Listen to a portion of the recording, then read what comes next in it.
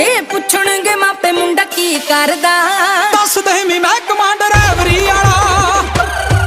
ਜੇ ਪੁੱਛਣਗੇ ਮਾਪੇ ਮੁੰਡਾ ਕੀ ਕਰਦਾ, ਦੱਸ ਦੇਵੀਂ ਮੈਂ ਕਮਾਂਡ ਡਰਾਈਵਰੀ ਵਾਲਾ। ਪੁੱਛਣਗੇ ਮਾਪੇ ਮੁੰਡਾ ਕੀ ਕਰਦਾ, ਦੱਸ ਦੇਵੀਂ ਮੈਂ ਕਮਾਂਡ ਡਰਾਈਵਰੀ ਵਾਲਾ।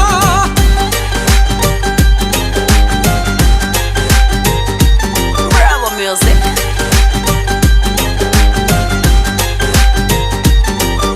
ਨੀ 18 ਚੱਕਾ ਫੜਿਆ ਏ ਹੋ ਗਏ 3 ਸਾਲ ਨੀ, ਤੇਰੀ ਤੋਰ